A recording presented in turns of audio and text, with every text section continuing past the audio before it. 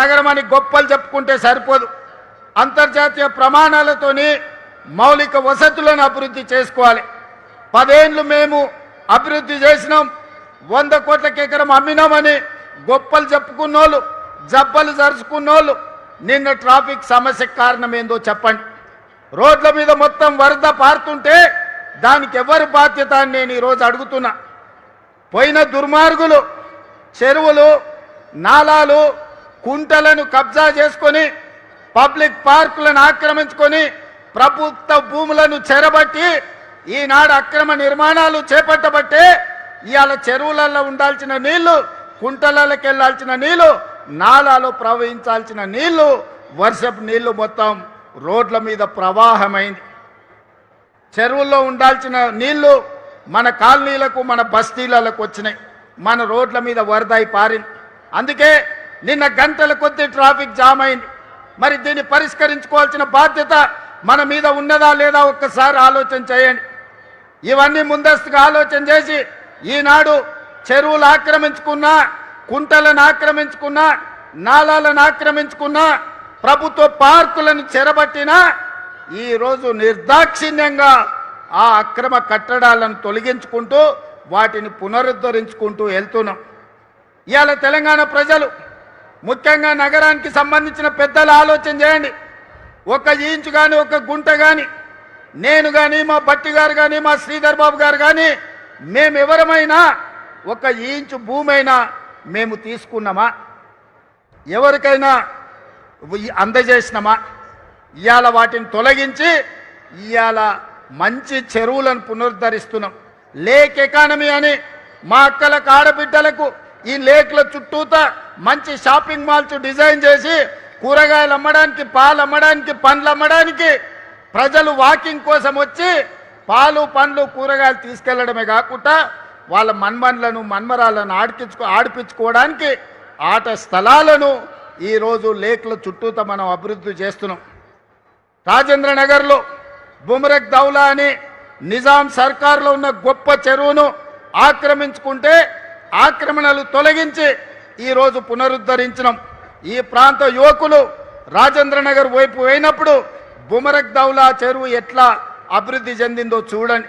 కుక్కట్పల్లిలో నల్ల చెరువు చూడండి, హైటెక్ సిటీ దగ్గర తుమ్మిడికుంట చూడండి, లేకపోతే సున్నం చెరువును చూడండి.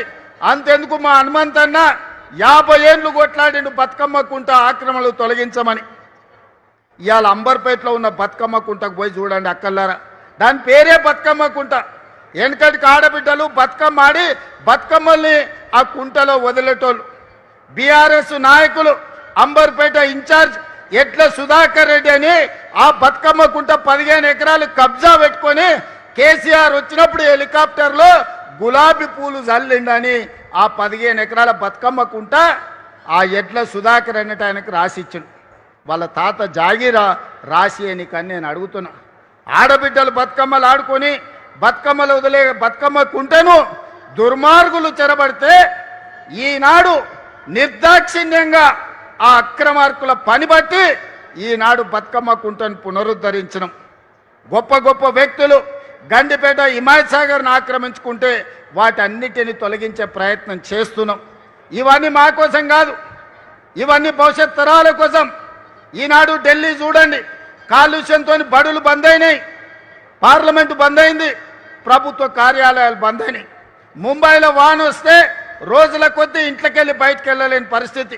బెంగళూరులో ఇంట్లో నుంచి వెళ్తే ఎప్పుడు ఎయిర్పోర్ట్కి వెళ్తామో మనకు తెలియదు. చెన్నైలో వాన వస్తే పడవల్లో తిరుగుతారు. కలకత్తాలో శాంతి భద్రత లేక కత్తులతో పొడుచుకుంటారు. మరి ఇన్ని నగరాల నుంచి మనం ఏదైనా నేర్చుకోవాల్సిన అవసరం ఉందా లేదా చూడండి. అందుకే ఈనాడు దుర్మార్గులు, ఆక్రమించుకున్న వాళ్ళు, కబ్జా కోరులు బాధపడ్డా సరే కొద్దిమంది బాధపడవచ్చు, లక్షలాది ప్రజలకు న్యాయం జరుగుతుంది. ఈ నగరం అంతర్జాతీయంగా రాణిస్తుందని హైదరాబాదు నగరంలో కబ్జా కోరలు బీకడానికి ఈనాడు మన ప్రభుత్వం పనిచేస్తుంది. భవిష్యత్తులో ఇంకా బలంగా వ్యవహరిస్తుంది. దుర్మార్గులను తోక కత్తిరిస్తుంది. వాళ్ళ వెనకాల ఉన్నోళ్ళని కూడా వాళ్ళ పని పడతామని చెప్పి ఈనాడు ఈ వేదిక మీద నుంచి నేను చెప్పదలుచుకున్నా. అందుకే మిత్రులారా, ఈనాడు ప్రపంచం మన వైపు చూస్తుంది. చరిత్రలో జూన్ 10, 2026 తారీఖు చరిత్రలో సువర్ణ అక్షరాలతో లిఖించబోతున్నాం. భారత్ ఫ్యూచర్ సిటీలో ఈనాడు green pharma, sports, education, health, అదేవిధంగా AI, data centers, GCC centers, global fortune 500 కంపెనీలను వీడికి రప్పించేదానికి ఈరోజు పునాది వేసుకున్నాం. పోయిన డిసెంబర్లో గ్లోబల్ సమ్మిట్ ఇక్కడనే ఏర్పాటు చేసినాం. ప్రపంచ దేశాలన్నిటినీ ఇక్కడికి రప్పించగలిగినాం. మళ్ళీ డిసెంబర్లో గ్లోబల్ సమ్మిట్ను మా శ్రీధర్ బాబు గారి నేతృత్వంలో అద్భుతంగా నిర్వహించి ఇక్కడికి ప్రపంచ దేశాలను రప్పించడమే కాదు, వాళ్ళ పెట్టుబడులను ఆకర్షించి మన స్కిల్స్ యూనివర్సిటీలో మన ATCలలో చదువుకున్న వాళ్ళకు లక్షలాది మందికి ఉద్యోగ ఉపాధి అవకాశాలు కల్పిస్తాం.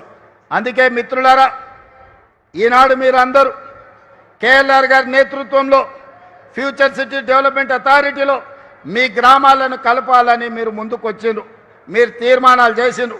మా కసిరెడ్డి నారాయణ రెడ్డి కల్వకుర్తి ఎమ్మెల్యే గారు కూడా కొన్ని ప్రతిపాదనలు తెచ్చిండు. ఇవాళ సూచన ప్రాయంగా కొన్ని గ్రామాలను ఫ్యూచర్ సిటీలో కలిపినాం. భవిష్యత్తులో కార్యాలయం ఇక్కడనే ఉంటుంది. గ్రామాల వారీగా చర్చలు చేసి వాళ్ళందరినీ కూడా ఫ్యూచర్ సిటీలో కలుపుతుంది ప్రభుత్వం. ఈ ఫ్యూచర్ సిటీని దేశానికే కాదు ప్రపంచానికే ఒక గొప్ప నగరంగా రాణిస్తుందనడంలో ఎవరికి ఎలాంటి అనుమానాలు లేవు. అడ్డం పడ్డోళ్లను అడ్డంగా తొక్కుకుంటూ పోతారు ఈ ప్రాంత రైతాంగం, ఈ ప్రాంత ప్రజలు.